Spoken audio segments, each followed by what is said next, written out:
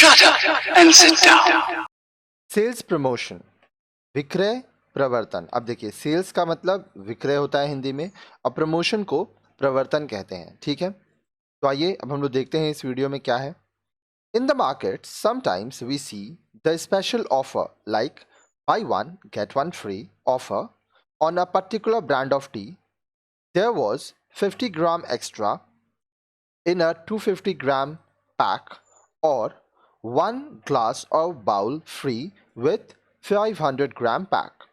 जब आप बाजार जाते हैं सामान खरीदने, तो कभी कभी आप देखते हैं कि बाजार में ऑफर रहता है, एक खरीदे और दूसरा मुफ्त पाइए।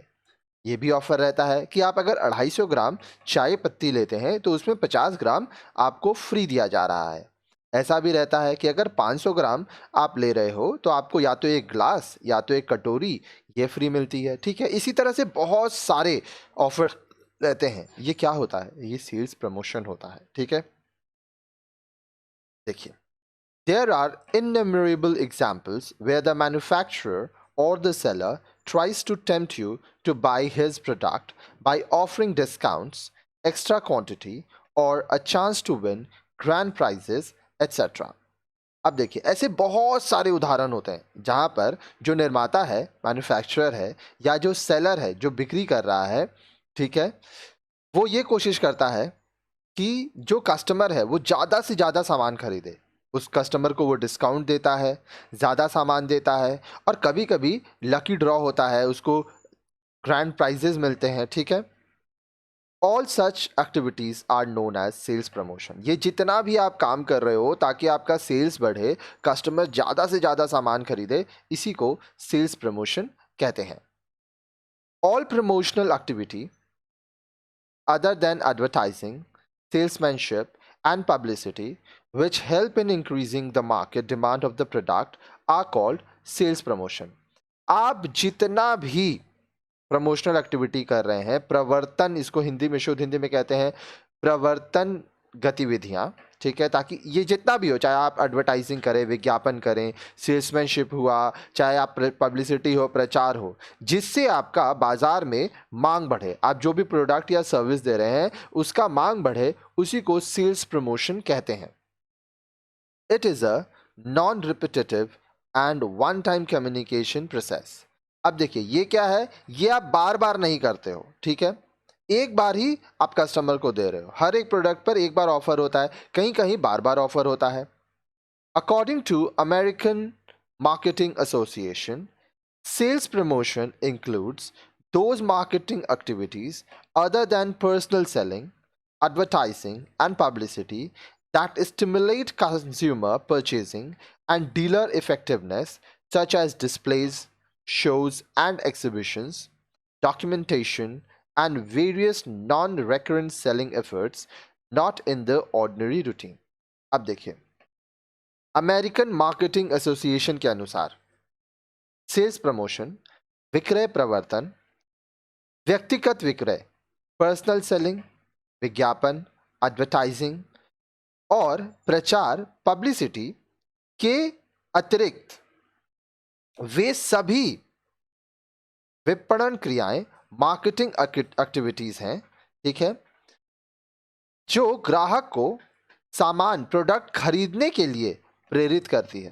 ठीक है, अब देखिए, साथ ही साथ यह व्यापारी को साधारण तरीके से सामान बेचने की कला से हटकर उत्पादों का प्रदर्शन करना, शोज रखना, एग्जीबिशन रखना, डिस्प्लेज रखना, ठीक है, इस तरह से माल बेचा जाता है। और ये गैर, मतलब ये ऑर्डिनरी रूटीन नहीं है। आम तौर पर आप हर रोज़ डिस्काउंट नहीं देते हो, कभी कभी आप सेल देते हो।